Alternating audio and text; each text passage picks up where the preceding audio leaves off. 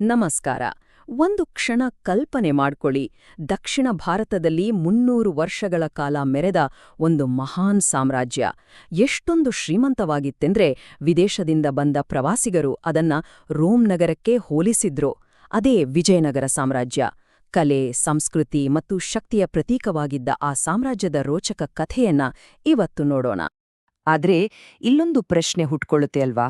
ಒಂದು ಇಡೀ ಸಂಸ್ಕೃತಿಯನ್ನೇ ರಕ್ಷಿಸಬೇಕು ಅನ್ನೋ ಉದ್ದೇಶದಿಂದ ಹುಟ್ಕೊಂಡ ಒಂದು ಸಾಮ್ರಾಜ್ಯ ಕಾಲಕ್ರಮೇಣ ಕೇವಲ ಕಲ್ಲುಗಳ ರಾಶಿಯಾಗಿ ಒಂದು ದಂತಕಥೆಯಾಗಿ ಉಳಿದುಬಿಟ್ಟಿದ್ದು ಹೇಗೆ? ಬನ್ನಿ, ಈ ಪ್ರಶ್ನೆಗೆ ಉತ್ತರ ಹುಡುಕ್ತಾ ನಮ್ಮ ಇವತ್ತಿನ ಪ್ರಯಾಣವನ್ನ ಶುರು ಮಾಡೋಣ.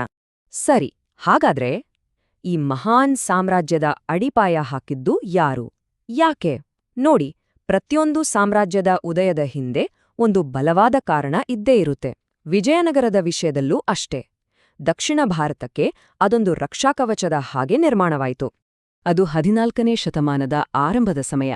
ಉತ್ತರದಿಂದ ದೆಹಲಿ ಸುಲ್ತಾನರ ಪಡೆಗಳು ದಕ್ಷಿಣದ ಕಡೆಗೆ ಮುನ್ನುಗ್ಗಿ ಬರ್ತಾ ಇದ್ವು. ಈ ರಾಜಕೀಯ ಅಸ್ಥಿರತೆಯ ಮಧ್ಯೆ ವಿಜಯನಗರದ ಉದಯಕ್ಕೆ ಮುಖ್ಯವಾಗಿ 3 ಉದ್ದೇಶಗಳಿದ್ವು.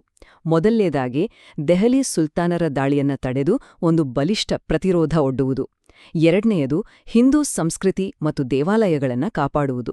ಮತ್ತು ಮೂರನೆಯದು ದಕ್ಷಿಣದ ಸಂಪದ್ಭರಿತ ವ್ಯಾಪಾರ ಮಾರ್ಗಗಳ ಮೇಲೆ ಹಿಡಿತ ಸಾಧಿಸುವುದು.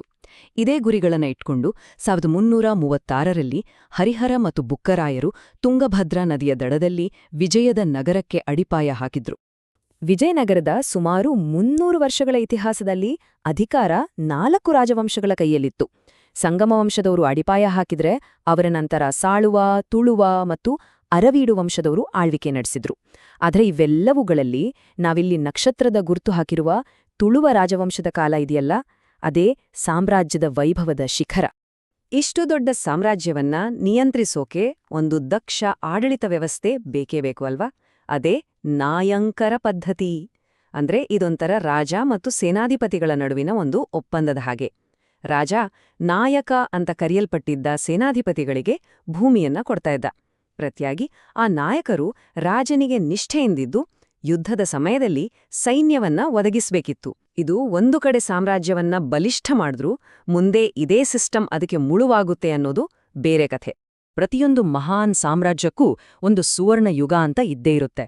ವಿಜಯನಗರಕ್ಕ ಆ ಸುವರ್ಣ ಯುಗ ಬಂದಿದ್ದು ತುಳುವ ವಂಶದ ಶ್ರೇಷ್ಠ ದೊರೆ ಶ್ರೀ ಕೃಷ್ಣದೇವರಾಯನ ಆಳ್ವಿಕೆಯ ಕಾಲದಲ್ಲಿ. ಕೃಷ್ಣದೇವರಾಯ ಅಂದ್ರೆ ಸುಮ್ಮನೆ ಒಬ್ಬ ರಾಜ ಅಲ್ಲ. ಆತ ಒಬ್ಬ ಮಹಾನ್ ಯೋಧ, ದಕ್ಷ ಆಡಳಿತಗಾರ, ಜೊತೆಗೆ ಕಲೆ ಸಾಹಿತ್ಯಗಳ ದೊಡ್ಡ ಪೋಷಕ.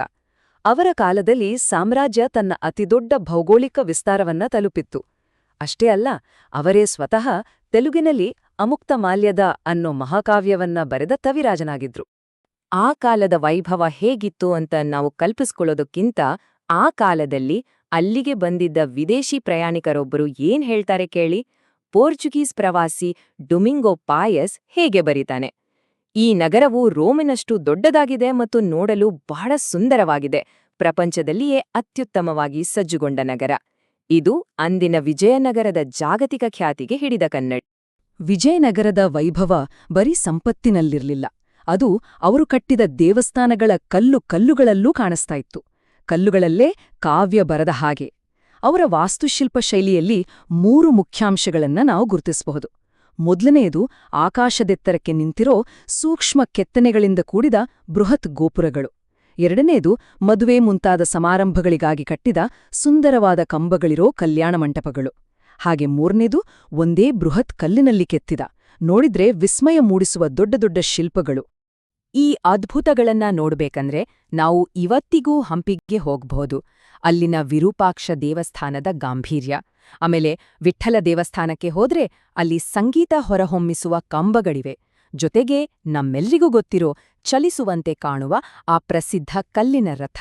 ಇವೆಲ್ಲವೂ ಅಂದಿನ ಶಿಲ್ಪಿಗಳ ಕರುಕುಶಲತೆಗೂ ಸಾಮ್ರಾಜ್ಯದ ವೈಭವಕ್ಕೂ ಇವತ್ತಿಗೂ ಮೂಕ ಸಾಕ್ಷಿಗಳಾಗಿ ನಿಂತಿವೆ. ಆದ್ರೆ ಕಥೆಯಲ್ಲೊಂದು ದೊಡ್ಡ ತಿರುವು ಬರುತ್ತೆ. ಇತಿಹಾಸದಲ್ಲಿ ಯಾವಾಗ್ಲೂ ಹಾಗೆ ಅಲ್ವಾ? ಯಾವುದೇ ವೈಭವ ಶಾಶ್ವತವಲ್ಲ. ವಿಜಯನಗರದ ಹೆಚ್ಚುತ್ತಿದ್ದ ಶಕ್ತಿ, ಅದರ ಸಂಪತ್ತು ನೆರೆಯ ರಾಜ್ಯಗಳ ಕಣ್ಣು ಕುಕ್ಕೋಕೆ ಶುರುವಾಯಿತು.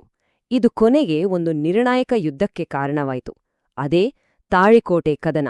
ಇಡೀ ಸಾಮ್ರಾಜ್ಯವೇ ಚೂರಾದ ಆ ಕರಾಳ ದಿನ. ಈ ಐತಿಹಾಸಿಕ ಯುದ್ಧದಲ್ಲಿ 2 ಬಲಿಷ್ಠ ಶಕ್ತಿಗಳು ಮುಖಾಮುಖಿಯಾಗಿದ್ವು. ಒಂದು ಕಡೆ ಅಳಿಯ ರಾಮರಾಯನ ನೇತೃತ್ವದಲ್ಲಿ ತನ್ನ ವೈಭವದ ಉತ್ತುಂಗದಲ್ಲಿದ್ದ ವಿಶಾಲವಾದ ವಿಜಯನಗರ ಸಾಮ್ರಾಜ್ಯ. ಇನ್ನೊಂದು ಕಡೆ ವಿಜಯನಗರದ ಬೆಳವಣಿಗೆಯಿಂದ ಆತಂಕಗೊಂಡು ತಮ್ಮ ನಡುವಿನ ದ್ವೇಷವನ್ನ ಮರೆತು ಒಂದಾಗಿದ್ದ ದಕ್ಕನ್ ಸುಲ್ತಾನರ ಒಕ್ಕೂಟ. ಆ ವರ್ಷ ಇಡೀ ದಕ್ಷಿಣ ಭಾರತದ ಇತಿಹಾಸದ ಗತಿಯನ್ನೇ ಬದಲಿಸ್ಬಿಡ್ತು. ಅದು 1565. ಯುದ್ಧದ ಪರಿಣಾಮ ಏನಾಯಿತು? ಅದು ವಿಜಯನಗರಕ್ಕೆ ಒಂದು ದೊಡ್ಡ ಆಘಾತವಾಗಿತ್ತು. ಸಂಘಟಿತ ಸುಲ್ತಾನರ ಪಡೆಗಳ ಮುಂದೆ ವಿಜಯನಗರದ ಸೈನ್ಯ ಹೀನಾಯವಾಗಿ ಸೋತೋಯ್ತು. ಆಡಳಿತದ ಚುಕ್ಕಾಣಿ ಹಿಡಿದಿದ್ದ ಅಳೆಯ ರಾಮರಾಯ ಯುದ್ಧಭೂಮಿಯಲ್ಲೇ ಹತನಾದ. ನಾಯಕನೇ ಇಲ್ಲದ ಸೈನ್ಯ ಛಿದ್ರವಾಯಿತು. ಈ ಒಂದೇ ಒಂದು ಸೋಲು ಸಾಮ್ರಾಜ್ಯದ ಶೀಘ್ರ ಪತನಕ್ಕೆ ನಾಂದಿ ಹಾಡಿತು. ಸೋಲಿನ ನಂತರ ಆಗಿದ್ದೇನು? ಒಂದೇ ವಾಕ್ಯದಲ್ಲಿ ಹೇಳ್ಬೇಕಂದ್ರೆ ಆ ವೈಭವದ ರಾಜಧಾನಿ ವಿಜಯನಗರ ಸಂಪೂರ್ಣವಾಗಿ ನಾಶವಾಗಿ ಹೋಯ್ತು. ಆದ್ರೆ ಒಂದು ಸಾಮ್ರಾಜ್ಯ ನಾಶವಾದ ತಕ್ಷಣ ಅದ್ರ ಕಥೆ ಮುಗಿಯುತ್ತಾ? ಇಲ್ಲ, ಅದರ ಪರಂಪರೆ ಕಲ್ಲುಗಳಲ್ಲಿ ಉಳಿದುಕೊಂಡಿತು. ಈಗ ನಾವು ಆ ಕಳೆದುಹೋದ ಸಾಮ್ರಾಜ್ಯದ ಪ್ರತಿಧ್ವನಿಗಳ ಬಗ್ಗೆ ಮಾತಾಡೋಣ. ರಾಜಧಾನಿ ನಾಶವಾಯ್ತು, ಸಾಮ್ರಾಜ್ಯ ಕುಸಿಯಿತು. ಹಾಗಾದ್ರೆ ನಿಜವಾಗ್ಲೂ ಎಲ್ಲವೂ ನಾಶ ಆಗಿ ಹೋಯ್ತಾ? ಅದರ ಯಾವುದೇ ಕುರುಹುಗಳು ಉಳಿಲಿಲ್ವಾ? ನೋಡಿ, ತಾಳಿಕೋಟೆ ಕದನ ಅನ್ನೋದು ಒಂದು ಮಾರಣಾಂತಿಕ ಪೆಟ್ಟು, ನಿಜ. ಆದ್ರೆ ಸಾಮ್ರಾಜ್ಯ ಒಂದೇ ದಿನದಲ್ಲಿ ಕುಸಿದು ಬೀಳಲಿಲ್ಲ. ಯುದ್ಧದ ನಂತರ ದುರ್ಬಲ ಉತ್ತರಾಧಿಕಾರಿಗಳು ಬಂದ್ರು, ಅಧಿಕಾರಕ್ಕಾಗಿ ಒಳಜಗಳಗಳು ಶುರುವಾದ್ವು, ಮತ್ತು ರಾಜನಿಗೆ ನಿಷ್ಠರಾಗಿದ್ದ ನಾಯಕರು ಒಬ್ಬೊಬ್ಬರಾಗಿ ಸ್ವತಂತ್ರರಾಗೋಕೆ ಶುರುಮಾಡಿದ್ರು. ಈ ನಿಧಾನಗತಿಯ ಪತನ ಸುಮಾರು 1 ಶತಮಾನದ ಕಾಲ ಮುಂದುವರೆದು 1646ರ ಹೊತ್ತಿಗೆ ವಿಜಯನಗರ ಎಂಬ ಹೆಸರು ಇತಿಹಾಸದ ಪುಟ ಸೇರಿಹೋಯಿತು.